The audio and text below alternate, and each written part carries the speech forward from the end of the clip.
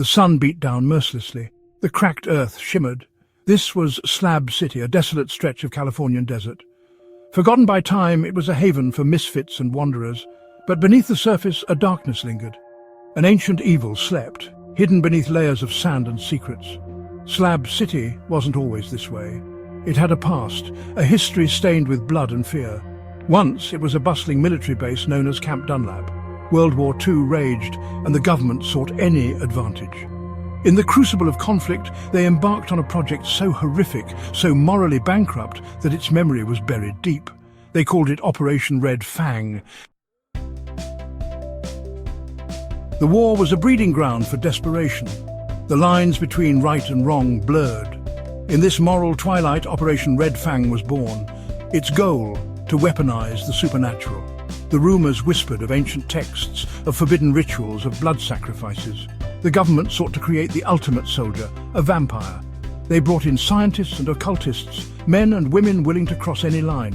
They experimented on captured enemy soldiers, desperate prisoners promised freedom in exchange for their participation. But freedom wasn't what they found. The experiments were brutal, inhumane. The subjects, twisted and broken, became something else, something monstrous.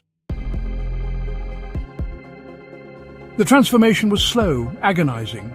The test subjects, pumped full of strange concoctions and subjected to horrific rituals, began to change. Their skin grew pale, their eyes bloodshot. They developed an insatiable thirst, a craving for the warmth of human blood. The scientists, blinded by their ambition, ignored the warning signs. They had created monsters. The creatures, driven by their newfound hunger, broke free. They tore through the base, leaving a trail of carnage. The military, caught off guard, was powerless to stop them. In the aftermath, the government, desperate to bury their sins, shut down Camp Dunlap. The remaining creatures were sealed underground, entombed in a network of forgotten tunnels. Their existence became a hushed whisper, a dark legend. Decades passed. The horrors of Camp Dunlap faded into obscurity. Slab City rose from the ashes, a haven for the lost and forgotten, but the earth held its secrets close. Deep beneath the surface, the creatures stirred. Then came the earthquake. It ripped through the desert, tearing open old wounds. The tunnels, weakened by time and tremors, crumbled. The creatures, imprisoned for so long, were free. They emerged into the night, their eyes burning with an ancient hunger. Their escape went unnoticed, a silent terror unleashed upon the unsuspecting residents of Slab City. The first murders were swift, brutal. Whispers of strange creatures stalking the night began to circulate. People disappeared, their bodies found drained of blood, their faces frozen in a mask of terror. Fear gripped the community, a cold dread seeping into their bones.